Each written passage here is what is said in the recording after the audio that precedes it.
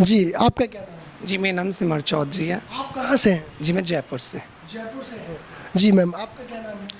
मैं नैना सक्सेना, कहाँ से हैं आप? मैं अलीगढ़ से ही हूँ और मेरा परिवार मेरा आगरा में रहता है। जी, आप आगरा से भी हैं। जी, क्या नाम है आपका? मेरा नाम वैशाली पंडित है, मैं अलीगढ़ से हूँ। आप अलीगढ़ से ही, आपका जन्म स्थान अलीगढ़? मेरा जन्म स्थान अलीगढ़ ही है और आपके पास ही का है। जी, आपका क्या नाम है? जी मेरा नाम नंदिनी जी है, मैं अलीगढ़ से हूँ। और अच्छा, अलीगढ़ से हैं आप भी। जी, आपका क्या नाम है? मेरा नाम है रजनी जी, मैं नई बस्ती की रहने वाली। नई बस्ती से हैं आप। सर, इसके लिए आज तो चलो संस्थाएं हैं, आज अखबार भी हैं जिसके जरिए आप किन्नर समाज को पढ़ लेते हैं, लेकिन वो पुराण भी तो कुछ कहते हैं जो सदियों पुराने लिखे हैं, उसमें भी तो अस्तित्व है। हमारा किन्नर समाज ने कोई ऐसा काम किया होगा कि जिसके लिए मजबूरन या खुशी से भगवान ने हमें अपने ग्रंथों में जगह दी। सरकार से हमने डिमांड करी कि हमारा एक आयोग बना है। अब आप दिल्ली जाएंगे, एनिमल के लिए आयोग है, वुमेन के लिए आयोग है, बाल के लिए आयोग है, हर चीज़ के लिए एक विभाग है, लेकिन हमारे लिए कोई सुविधा नहीं है। तो उसका जिम्मेवार कौन है? एक तो हमारी सोसाइटी और एक हमारी गवर्नमेंट। मैं योजना छोड़िए, पहले तो मुझे इंसान ही मान लें। कुछ लोग तो आज तक, हम जब रात को निकल के जाते हैं तो कुछ लोग तो हमें ढंग से इंसान भी नहीं मानते हैं। मैं साफ कहूँगी, सुने बुरा लगे, कुछ लोग बहुत प्यार करेंगे, कुछ लोग बहुत प्यार से बिठाएंगे, लेकिन कुछ लोग हमें इंसान भी नहीं मानते। जब माता सती का और शिव का विवाह हुआ था तो राजा दक्ष जी ने नाग, तक्ष, किन्नर, यक्ष, गंधर्व सबको सिंहासन दिया था। वहाँ किन्नर समाज मौजूद था और शिव विवाह में चौपाई आती है या कोई लाइन आती है तो उसमें कहा भी जाता है, वो किन्नर आमे गीत सुनामे गावे मंगल भैरव। तो ये कहावत है कि किन्नर के साथ भैरव भी साथ थे उस समय। क्या अपने समाज के बारे में क्या बोलना चाहेंगी आप? देखिए, बस मैं ये बोलना चाहूँगी कि आम लोगों ने, जनता ने, गवर्नमेंट ने या किसी ने बहुत सारी अफवाहें फैला रखी हैं कि जो कि ऐसा कुछ भी नहीं है। क्योंकि देखो, जो भी आप बीती है, जो भी है, वो हम ही जानते हैं। सिर्फ आप तो सिर्फ हम सोच सकते हो कि ऐसा हो सकता है, हो सकता है, नहीं हो सकता, नहीं हो सकता, वो तो सिर्फ हम बता सकते हैं। तो बस मैं यही चाहूँगी कि जितनी सारी गलत फहमियाँ, जो लोग हमें गलत समझते हैं या हमें कोई अपशगुनी मानता है, कुछ मानते हैं, ऐसा कुछ नहीं है। देखिए, हम सिर्फ आपके यही चाहते हैं, आप सब लोग हमसे प्यार से बात करें, क्योंकि हम सम्मान के भूखे हैं। सिर्फ हमें सम्मान चाहिए, आप हमें सम्मान दोगे, हम आपको सम्मान देंगे, क्योंकि आपसे अलग हम नहीं हैं, हमसे अलग आप नहीं हो, आपसे ही हम हैं। नमस्कार दोस्तों, मैं जय चौधरी आज HBN न्यूज़ में आपका फिर से स्वागत करता हूं। और आज हम अलीगढ़ में, बता दें, एक जानी मानी हस्ती जो कि हमारे साथ बैठे हुए हैं, किन्नर एकता समिति से राष्ट्रीय महासचिव हमारे साथ बैठी हुई हैं। और आपका राष्ट्रीय महासचिव जी, बहुत जोर से स्वागत है HBN न्यूज़ में। आप सभी को जय श्री राम और बहुत बहुत धन्यवाद, आपने हमारा स्वागत किया, हमें और हमारे समाज को बुलाया आज। राष्ट्रीय महासचिव जी का हम एक बार अपने दर्शकों को परिचय भी करा देते हैं। जी, मैं चाहूँगा कि हमारे दर्शकों को एक बार अपने बारे में बताएं। मैं वैशाली पंडित, जेंडर एक्टिविस्ट एंड राष्ट्रीय महासचिव किन्नर एकता समिति अलीगढ़ से। आज मैं सर के पास आई हूँ आज समाज के बारे में बातें करने के लिए।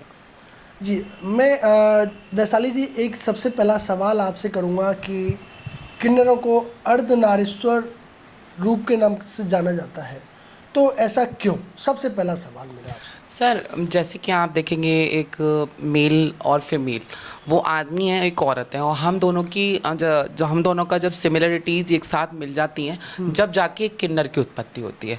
तो मेरे अंदर नर वाला भाग भी है और नारी वाला भी है, तो इसीलिए मुझे अर्धनारीश्वर कहा जाता है। आज भी महाकालेश्वर ज्योतिर्लिंग आप कभी भी जाएंगे तो वहाँ प्रत्येक आपको अर्धनारीश्वर जी का श्रृंगार आपको मिलेगा, जहाँ एक भाग शिव जी का मेल वाला होगा, एक भाग पार्वती जी वाला होगा। हम इतिहास से ही हैं। जी, जैसे मैं बात करूं वैशाली जी, पूर्व काल की, वैदिक काल की, तो क्या इतिहास रहा है किन्नरों का? कहाँ से उत्पत्ति हुई है? हमारी उत्पत्ति राजा इल से हुई थी। जब भगवान शिव माता पार्वती जी को वो कथा सुना रहे थे अपनी, तो उसी समय राजा इल नाम के एक राजा थे, वो उसी वन में शिकार कर रहे थे। तो शिकार करते करते करते करते तो पार्वती मैया ने भोले जी से प्रार्थना करी कि आप मेरे वस्त्र आप धारण कर लीजिए। तो जैसे ही पार्वती माता के वस्त्र भोलेनाथ ने धारण करे तो वहाँ पर जितने भी नर थे वो नारी में बदल गए और वहाँ जितनी भी नारी थी वो नर में बदल गए। तो जो राजा इल थे वो नर थे और राजा थे। अब वो जब नारी में बदल जाएंगे तो उन्हें पहचानेगा कौन? जी जब वो उन्होंने भगवान शिव की तपस्या करी और वो प्रसन्न हुए, तब उन्होंने वरदान दिया कि आपका जीवन 6 माह आप नर वाली भाषा में रहेंगे और आप जब 6 महीने के बाद आपका अस्तित्व जो आपका जीवन है आप उस तरीके से जिएंगे। जी, जैसे कि हम सुनते भी हैं कि बहुत सारे लोग कहते हैं कि मुग़लों के काल में जो है आपको आपकी पहचान को दबा दिया गया, आपको सम्मान नहीं मिला गया। कहाँ तक सच्चाई लगती है वैशाली जी इन चीज़ों के बारे में? मैं उस चीज़ का भी आपको उदाहरण देके, मैं क्योंकि मैं सनातनी हूँ तो सनातन का उदाहरण देखेंगे आपको। जब माता सती का और शिव का विवाह हुआ था तो राजा दक्ष जी ने नाग, तक्ष, किन्नर, यक्ष, गंधर्व सबको सिंहासन दिया था। वहाँ किन्नर समाज मौजूद था और शिव विवाह में चौपाई आती है या कोई लाइन आती है तो उसमें कहा भी जाता है वो किन्नर आमे गीत सुना में गावे मंगल भैरव। तो ये कहावत है कि किन्नर के साथ भैरव भी साथ थे उस समय। तो हम अति प्राचीन हैं। कुछ लोगों ने भ्रम, कुछ लोगों ने मिथ्याएं लोगों के दिलों में डाली हैं। उसके लिए आज हम आपके पास आए कि लोग हमें सुने और हमारी बातों को समझें। जिस तरीके से मैं बात करूं वैशाली जी कि हम देखते हैं कि किन्नर समाज को कुछ लोग तो बहुत सम्मान से देखते हैं। जी, क्योंकि जिन आप लोगों को जो पहले सम्मान मिलना चाहिए था वो सम्मान आज तक कहीं ना कहीं देखने के लिए उसमें कहीं ना कहीं कमी मिलती है, जो कि बहुत सारी योजना है उनसे वंचित रह जाते हैं। तो क्या कहना चाहेंगे सरकार को अपनी तरफ से, क्या क्या आपको बेनिफिट्स ऐसे मिलने चाहिए कि एक समानता का आपको अधिकार मिल जाए उस समाज में हर तरीके से, हर निचले स्तर से उच्च वर्ग के स्तर तक, जिससे आपको अपमान का सामना न करना पड़े? मैं योजना छोड़िए, पहले तो मुझे इंसान ही मान लें। कुछ लोग तो आज तक हम जब रात को निकल के जाते हैं तो कुछ लोग तो हमें ढंग से इंसान भी नहीं मानते हैं। मैं साफ कहूँगी, सुने बुरा लगे, कुछ लोग बहुत प्यार करेंगे, कुछ लोग बहुत प्यार से बिठाएंगे, लेकिन कुछ लोग हमें इंसान भी नहीं मानते। अब रही सरकार की बात, सरकार से हम लगभग ट्विटर पे मैं पहली किन्नर हूँ जिसने ट्विटर पे ट्रेंड करवाया। 35,000 प्लस लोगों ने ट्रेंड करा, आज भी वो मौजूद है। उसके बावजूद भी सरकार से हमने डिमांड करी कि हमारा एक आयोग बनाए। अब आप दिल्ली जाएंगे, एनिमल के लिए आयोग है, वुमेन के लिए आयोग है, बाल के लिए आयोग है, हर चीज़ के लिए एक विभाग है, लेकिन हमारे लिए कोई सुविधा नहीं है। तो उसका जिम्मेवार कौन है? एक तो हमारी सोसाइटी और एक हमारी गवर्नमेंट। अब सोसाइटी को हम अपने साथ पैसे लेके चल सकते हैं। अब आपने हमें 1 कॉल करा, 2 कॉल करे, हम आपके पास हाजिर हुए, कनेक्टिविटी हम कनेक्ट कर रहे हैं, लेकिन जो माइंड में हमारी नेगेटिव चीज़ें होती हैं ना, वो भर बहुत जल्दी जाती हैं, उन्हें निकालने में बहुत समय लगता है।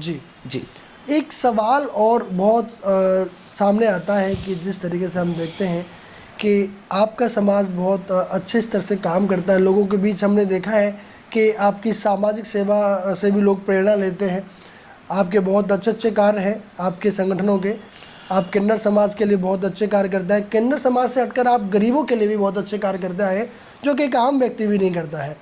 तो इस तरीके से हम देखते हैं। तो मैं बात करूं कि कुछ फर्जी टाइप के लोग आपकी छवि खराब करने का काम करते हैं, उनके लिए क्या कहेंगे आप? सर, इसके लिए आज तो चलो संस्थाएं हैं, आज अखबार भी हैं जिसके जरिए आप किन्नर समाज को पढ़ लेते हैं, लेकिन वो पुराण भी तो कुछ कहते हैं जो सदियों पुराने लिखे हैं, उसमें भी तो अस्तित्व है। हमारा किन्नर समाज ने कोई ऐसा काम किया होगा कि जिसके लिए मजबूरन या खुशी से भगवान ने हमें अपने ग्रंथों में जगह दी। अब ये कुछ तुच्छ मानसिकता वाले लोग, रूढ़िवादी लोग, प्रथावादी लोग, जिनकी प्रथाएं कभी नहीं बदलती हैं, वो सदैव एक से रहते हैं। अब मैं अपने समाज के कामों को आपको गिनवाती हूँ, आप सुन के दंग हो जाएंगे। हरदुआगंज में हमारे किन्नर समाज ने 200 वर्ग गज में मंदिर बनाया है। बरौला में हमारा एक आश्रम है जिसको पूरा किन्नर समाज संचालित कर रहा है। कभी साड़ियाँ बांट के आते हैं, कभी चीनी राशन, जो माता रानी, भगवान, मालिक जो हमें देता है, हमारा पूरा किन्नर समाज उस चीज़ में सहयोग करता है। और शायद ही मैं आपको, मेरी नॉलेज के हिसाब से तो यही है कि अलीगढ़ में पहली किन्नर एकता समिति ऐसी संस्था है जो रजिस्टर्ड हुई है किन्नर समाज के द्वारा। तो जो कुछ लोग हैं, अब जैसे मैं क्या बताऊँ, अब मेरे साथ कोई काम कर रहा है, उससे मेरे से बद परहेजी हुई, कोई दिक्कत हुई, या गुरुजी ने कोई बात कही जो हमारे समाज के नियमों के बराबर है, जो हमारे समाज के नियमों में है, अब हमें उन बातों को मानना पड़ेगा। अब हमारे समाज की बातों को कोई व्यक्ति नहीं मानता है तो हमें मजबूरन उनका बहिष्कार करना पड़ता है। अब वो बहिष्कार करने के बाद वही व्यक्ति हमारे सामने आके हमारे समाज को, हमारे पुराणों को, हमारे जन्म को उल्टा सीधा बोलते हैं। जी, बस यही कहना ये जो आपने बोला कि जिस तरीके से शब्दों का इस्तेमाल किया जाता है आपके लिए, तो मेरा यही एक सवाल आपसे पूछना चाहूँगा कि बहुत सारे व्यक्ति ऐसे भी हैं जो आपके बारे में सोचकर गलत सोच रखते हैं, तो उनके बारे में आपके लिए मतलब आपकी जैसे छवि को ख़राब करने के लिए काम करते हैं, तो उनके लिए आप क्या कहना चाहेंगे? मैं बस सरकार से और मेरे मीडिया बंधु पत्रकार भाई जितने भी हैं जो देश दुनिया में अपनी जान खतरे में डाल के, आज भी नैनीताल में आग लगी हुई है लेकिन पत्रकार पहाड़ों पे चल चल के वीडियो बना रहे हैं क्योंकि उन्हें सरकार तक अपडेट देना है। तो मैं बस एक ही बात कहूँगी कि आज भी बहुत सारी घटनाएं ऐसी होती है किन्नर समाज की जो सरकार से अनभिज्ञ रहती हैं। मैं पुरजोर और बहुत हाथ जोड़ के कृतज्ञता से विनती करूँगी प्रधानमंत्री नरेंद्र मोदी जी से, योगी आदित्यनाथ जी से और गृह मंत्री जी से कि वो किन्नर समाज के लिए एक आयोग गठित करें जिसमें किन्नर समाज का ही एक बड़ा अधिकारी जो निष्पक्ष हो और एक सरकार का व्यक्ति हो जो बहुत बड़े ओहदे पे हो, जो किसी की ना मतलब भेद करे ना भाव करे और सिर्फ न्याय करे। क्योंकि आज भी हम बहुत परेशान हो जाते हैं जब हमारे साथ दुराचार होता है, हम भागते हैं इधर उधर, हमारी सुनवाई नहीं होती है। तो ये सब मन को व्यथित करता है कि हम 4G 5G 3G कहाँ तक अपडेट हो गए लेकिन हमारी सोच वही है। जी, तो जैसे हम देखते हैं दर्शकों का पूछना भी होता है कि बहुत सारे लोग पूछते हैं, उनको अंतर भी नहीं पता होता, एक ट्रांसजेंडर और एक किन्नर, जी, दोनों में क्या अंतर होता है? हाँ, मैं सीधे तरीके से आपको बताऊं, अब मान के चलिए कोई बच्चा पैदा हुआ, जी, अब कहते हैं वो वाली कहावत आपने सुनी होगी, पूत के पाँव पालने में ही दिख जाते हैं। जी, तो ये गलत है, आपने गलत सुना है। जब बच्चा बड़ा होता है ना, जब पता लगता है कि ये बायोलॉजिकल तो आपने डिसाइड कर दिया कि ये लड़का है, जी, लेकिन जब वो बड़ा होगा उसकी क्रिएटिविटी, उसकी एक्टिविटीज़ और उसका माइंड और उसका हार्मोन वो आपको डिसाइड करके देगा कि ये नॉर्मल मेल है भी या नहीं। जी, जब आप दिल्ली आज जाके देखिए लगभग 70% मैं आपको बताऊंगी अदर स्टेट्स के जैसे महाराष्ट्र, गुजरात, भोपाल, बिहार, बंगाल, उड़ीसा, इन सब जगह के ज़्यादातर मेल ही कहूँगी, ज़्यादातर फीमेल ही कहूँगी। ट्रेन में मेरे साथ मैं खुद साक्षात्कार करी हूँ इस चीज़ का, मेरे सामने एक फीमेल ने ताली बजाई तो मैंने बड़े घबराहट के साथ मैं कि आप किन्नर हो? कि नहीं हम तो औरत हैं। मैं कि फिर तुम क्या ऐसा काम कर रही हो? कि मजबूरी है। मैं कि मजबूरी, ऐसी क्या मजबूरी हुई कि आपको किन्नर बनना पड़ा? कि मैंने बोला मैंने कि कोई मजबूरी नहीं होती है। अब वही वाला हिसाब है कि आप शेर की खाल ओढ़ के पकड़ गए तो भेड़ ही भेड़ चिल्लाता है इंसान, तो अब जब तक नहीं पकड़े तो शेर शेर और जब पकड़ जाओ तो भेड़ ही भेड़। तो मैंने पुलिस पर वहाँ कंप्लेन की, उनको तुरंत मैंने ट्रेन से उतरवाया कि अगर कल के दिन कोई व्यक्ति फ़ोन चुराता है, कोई कल को कोई हादसा करके जाता है तो बदनाम कौन होगा? किन्नर समाज। तो अब इसके विषय में मैं सरकार से, रेल मंत्री से, अधिकारियों से बस मैं ये कहना चाहूँगी कि सत्य को सत्य करा जाए और गलत को गलत। जी, मैं किसी के विरोध में नहीं। जैसे कि मैं वैशाली जी बात करूं कि जैसे चुनाव का समय है और नेताओं के बहुत बड़े बड़े भाषण मंचों पे होते हैं, जी, तो वहाँ किन्नर समाज की बात क्यों नहीं होती? उनके न्याय के लिए, उनको एक फ़ायदा देने के लिए, उनके कहीं न कहीं हम देखते हैं कि उनको उस स्तर की योजना देने की बात नहीं होती जो नॉर्मल व्यक्तियों के लिए होती है। अब देखो, मैं एक निष्पक्ष इंसान हूँ और मैं किसी के पक्ष या विपक्ष में नहीं बोलूँगी, लेकिन मैं आंकड़े के साथ बोलूँगी। जी, बिहार कितना बड़ा राज्य है? उसकी आबादी लगभग 14-15 करोड़ है। जी, क्या आप समझते हैं कि पूरे बिहार में 700 किन्नर होंगे? जब मैंने जनगणना वाला कागज़ पढ़ा तो मेरे पैरों के नीचे ज़मीन खिसक गई। मैंने कि बस 700? मैंने कि पटना में ही 700 होगा, जी, लेकिन बिहार में ही 700 है। तो मैंने ट्विटर पे उस चीज़ का जवाब उठाया। तो ये जो कुछ लोग हैं, नेता, नगरी, कानून प्रशासन, जो हमारे अधिकारों को हनन कर रहे हैं, हमारे अधिकारों को गुप्त रूपों से किसी पैसे वाले को दे रहे हैं, जी, तो मैं बस एक ही चीज़ कहूँगी, निष्पक्षता कब आएगी? जब मेरे समाज के 5 लोग, 10 लोग, 20 लोग, जैसे आप मेरे साथ 1 महीने 4 महीने में इंटरव्यू कर रहे हो, ऐसे ही आपके साथ आके रोज़ बैठेंगे, तब जाके मेरे साथ न्याय होगा। जी। जैसे कि मैं बात करूं वैशाली जी, आपके समाज में कुछ ऐसे भी व्यक्ति हैं जो आपको परेशान करते हैं, आपकी छवि को बदनाम करने का कार्य करते हैं, तो उनके लिए आप क्या कहेंगे? मैं बस एक ही बात कहना चाहूँगी कि ये कुछ जो लोग हैं, जी, कुछ हमारे समाज के हैं जो हमारे समाज से बहिष्कृत हैं, जिन्होंने कुछ गलतियां करी हैं, जिन्होंने हमारे समाज को कभी अतीत में वर्तमान में सताया है, तो जब आके हमारे समाज ने कोई कठोर निर्णय लिया होगा या कोई हमारे समाज से जला हुआ होगा जी या जिससे हमारे समाज से परहेजी होगी कि ये खुश क्यों है, आज इन्हें इतना सम्मान क्यों मिल रहा है। और ये जितने भी लोग हैं, मैं नाम किसी का पर्सनली नहीं ले पाऊंगी, लेकिन ये जितने भी लोग हैं कहीं बाहर के नहीं हैं, जी कोई हमारे समाज का ही व्यक्ति होगा या कोई अलग से आगे खड़ा होगा, क्योंकि उससे हमारे समाज से कोई दिक्कत होगी। और दिक्कतें भी कैसी हैं कि वो सामने वाला खुश क्यों है, जी उसको ये सुविधाएं क्यों मिल रही हैं, उससे अधिकारी क्यों बुला रहे हैं, हमें क्यों नहीं बुलाया जा रहा है। आप अपने प्रोफाइल पे, आप अपने काम पे मेहनत करेंगे, आपको भी बुलाया जाएगा। आप समाज में, सोसाइटी में अच्छा काम करेंगे, आपको भी बिठाया जाएगा। लेकिन ये जलना, किसी भी व्यक्ति को बिना वजह परेशान करना, यही सब गलत काम है। और नाम मैं किसी का पर्सनली नहीं ले पाऊँगी, लेकिन बहुत लोग हैं जो हमें बिना वजह और मेरे समाज को बहुत ज़्यादा दुखी करते हैं। और बहुत सारे लोग डिप्रेशन में आके, परेशान होके, किसी की जान भी चली जाती है। बहुत सारे लोग अपने दवाइयों से, आज भी मेरे बुजुर्ग किन्नर हैं ऐसे जिनको जितनी, मतलब ये मान लो कि इतनी उनके पास कमाई नहीं होगी, उतना बड़ा थैला होगा दवाई का, आज भी मैंने देखा। तो कुछ लोग हमारे समाज के व्यक्तियाँ जो उनको निकाला बहिष्कार करके या उन्होंने कोई हरकत करी, तो वो लोग हमारे जस्ट विरोध में उतर आते हैं कि आपने हमें ऐसा क्यों किया। अब मैं आपके पास रहूँगी या मैं अपने समाज में रहूँगी, तो उसके भी कुछ उसूल होंगे ना। जब हम उन उसूलों से उतर के जाएंगे, उन परंपराओं से उतर के जाएंगे, तो फिर मेरा समाज मुझे क्या कहेगा? जी गलत ही कहेगा। लेकिन मैं बस एक ही बात कहूँगी सरकार से, इन सब चीज़ों पे ध्यान दें और इन चीज़ों पे रोकथाम लगाना बहुत ज़रूरी है। नहीं तो किन्नर समाज के साथ साथ 4 वेद, बहुत ज़्यादा जो हमारा 4 वेद हमारे किन्नर समाज के अस्तित्व का वर्णन करता है, ये उसका खंडन करेंगे लोग। मैं यही बात कह रही हूँ, इस चीज़ को रोका जाए। वैशाली जी, हम देखते हैं कि एक अपवाद माने या एक अलग रिवाज माने,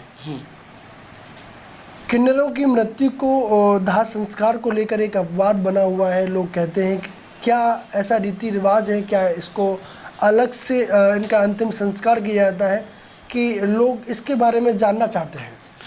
मैं आपको एक बहुत साधारण तरीके से एक बात कराऊंगी, बात बताऊंगी आपको कि जैसे आप हाथ रखिए अपना, अब आपको मैंने छुआ, आपके थोड़ा सा कट लगा, तो मेरे भी खून ही निकलेगा, मेरे कोई पानी तो निकल के नहीं आ जाएगा जो मैं अलग होके। ये कुछ ब्लॉगर्स, मैं पत्रकार नहीं, कुछ ब्लॉगर्स जो यूट्यूब चलाते हैं, फेसबुक चलाते हैं, बिना अर्थ के किसी का फोटो लिया, वहाँ लगा दिया, फलाना काम ऐसे हुआ, फलाना काम ऐसे हुआ। लेकिन ये सब बात आपकी गलत है। मैं किन्नर समाज से ही हूँ और मैंने बहुत करीब से इन चीज़ों को देखा है। हमारे समाज में कोई व्यक्ति मुस्लिम, कोई व्यक्ति सिख, कोई व्यक्ति ईसाई, कोई व्यक्ति उन्हें सरदार भी हैं। तो ऐसा नहीं है कि वो अगर क्रिश्चियन है तो उनको हम जलाएंगे, नहीं, वो अगर क्रिश्चियन है उनको दफनाया जाएगा, अगर वो मुसलमान है तो उनको दफनाया जाएगा, अगर वो पंजाबी हैं तो उनका अंतिम संस्कार होता है, हिंदू हैं तो उनका अंतिम संस्कार होता है। हाँ, ये है कि अगर मुस्लिम है तो उनका तीजा 40वां जो विधि होती है उस विधि से करते हैं, क्योंकि किन्नर समाज एक तरीके से यूँ मान लीजिए कि 2 शब्दों का एक पहलू है, मेल भी है, फीमेल भी है, इधर भी जाता है और उधर भी जाता है। उसके मन में कोई कपट नहीं होता है किसी व्यक्ति के लिए। उनका अंतिम संस्कार बहुत साधारण तरीके से, जैसे आप हम लोगों के घर में होता है, ऐसा ही नॉर्मल तरीके से होता है। और रही गुप्त रहने की बात, जो लोगों के मन में कि देखा क्यों नहीं जाता, दिखाया क्यों नहीं जाता, कि किन्नर का जीवन से लेकर मृत्यु तक आप देखेंगे कई सारी स्टोरीज़ में कि उनको हमेशा परेशानियां ही झेलनी पड़ी होंगी। और जब परेशान व्यक्ति मरते समय आदमी के सामने पड़ जाता है तो आदमी को डर लगता है कि कहीं इसकी परेशानियां हमारे साथ ना आ जाएं या इस व्यक्ति का जीवन हमारे ऊपर कोई प्रभाव ना कर दे, जबकि ऐसा है नहीं। लोग अवधारणाओं पे बहुत ज़्यादा विचार करते हैं और किन्नर तो खुद एक परम सत्य उदाहरण है उस चीज़। बहुत सारे लोग ऐसा भी मानते हैं वैशाली जी, यदि कोई व्यक्ति अपना शुभ कार्य करने जा रहा हो और उसके सामने किन्नर बढ़ जाए तो उसके सारे काम बन जाते हैं। हाँ। तो क्या ऐसा सत्य है? किन्नर का मैं आपसे पूछना चाहती हूँ, आप किन्नर के कितने नाम जानते हैं? हम तो एक ही नाम जानते हैं। नहीं, मैं बताती हूँ। किन्नर का एक प्राचीन नाम है, वो भी अभी आजकल का नहीं है। ये हिजड़ा तो आजकल लोगों ने नया निकाला है। प्राचीन नाम है हमारा मंगलामुखी जी, मंगलामुखी। जब किसी घर में मतलब बेटा हुआ किसी घर में शादी हुई और या कोई व्यक्ति अपने काम से निकल के जा रहा है तो वो अपनी जेब से 10 रुपया 20 रुपया 50 जो उसकी स्वेच्छा होती है वो इसलिए देता है कि जैसे हम प्रभु को अर्पण करते हैं कि हमारा ये काम हो जाएगा तो हम ये काम करेंगे। तो हम मंगलामुखी है, हम सुख दुआ है, हम लोगों के हित की कामना करते हैं। तो हमारा कोई निस्वार्थ मतलब स्वार्थ तो है नहीं कि हम आपका पैसा अगर आपने दिया तो हम आपके लिए दुआ 2 मन से करेंगे। आपने 10 दिया तो भी उसी मन से करेंगे, 20 दिया तो भी उसी मन से करेंगे। हमारे मन में कोई विचार नहीं। धन्यवाद आपका वैशाली जी, जो आपने अपना कीमती समय दिया और हमारे दर्शकों को अपने समाज को लेकर ये सारी बातें बताई। और भी आगे हम आपके साथ बने रहेंगे। बने रहिए मेरे साथ। मैं जय चौधरी, HB न्यूज़ से। धन्यवाद।